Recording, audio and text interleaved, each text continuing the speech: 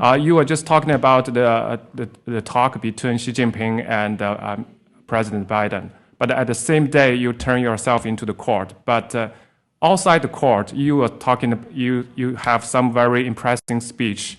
You are talking about don't pay attention to the noise, taking down the CCP. You are right on the point. So you see this for your whole case is CCP is behind this, behind your indictment.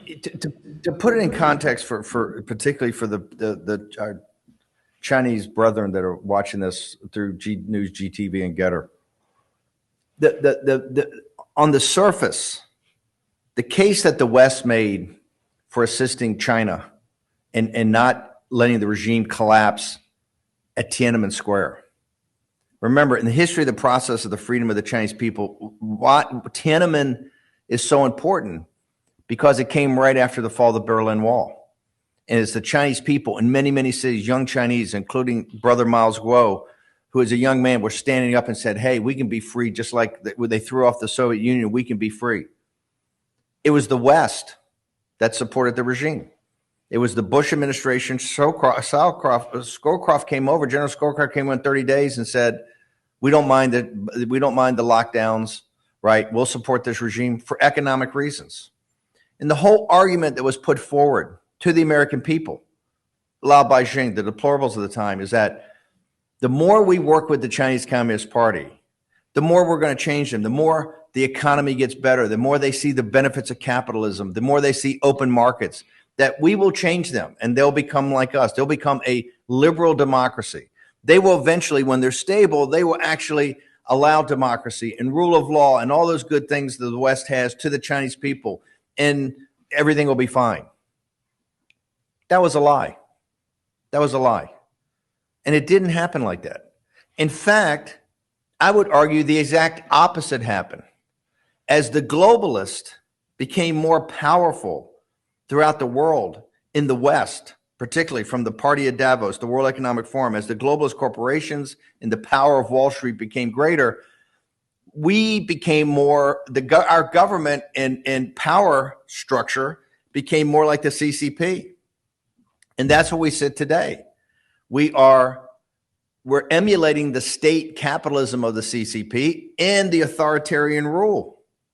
You know, this week you see in Colorado, a Gold Star mother, which a Gold Star Mother of America is a mother whose son or daughter has died in combat defending the nation. In our society, there's nothing higher than a Gold Star mother. They are the most, American mothers are revered, like in China, because of their centerpiece of the family. But the Gold Star mothers are revered more than all because of what they've done. The FBI went and kicked down the door of a Gold Star mother who's an election official out in Colorado. The FBI went and investigated and put James O'Keefe and all this. So it's literally out of control. Why? It is emulating, the Biden administration is and the corporations and Wall Street are emulating the Chinese Communist Party and the Chinese Communist Party rule. Remember, don't let it be lost to you. This comes at the end of Glasgow. And in Glasgow, the Chinese Communist Party didn't even show up. They didn't even send a video. They sent a little handwritten note. And the whole West is so obsessed with climate change, and the progressives and the most liberal people in our society, and the Biden administration said, we will put aside human rights. We will put aside all the problems with the Uyghurs and the Tibetan Buddhists and the underground Christians and the Catholic Church and all of it. We will put that aside if we kowtow, if Xi will please work with us on climate change and global warming, of which they have no intention of doing, because the regime doesn't care how polluted China is. That's for Lao Beijing to deal with, polluted rivers and soil and air, so they don't care. But the globalists, who are the partners of the CCP, want to be more like the CCP. So yes, I pride myself in being one of the leaders of the anti-globalist movement, because one of it is because I'm anti-Chinese Communist Party, and the Chinese Communist Party is the centerpiece of globalism. If you remember anything today, the one thing to remember is that the globalist economic system is based upon the slave labor of the Chinese people. If you free the Chinese people, the whole system collapses. And that's the only way we can get to real peace and prosperity.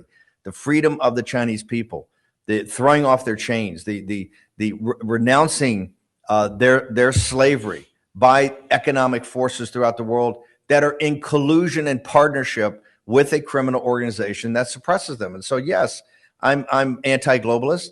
And yes, the Justice Department, the Biden administration, that's not even as bad. You think they hate me? Wall Street and the global corporations hate me 10 times more, right?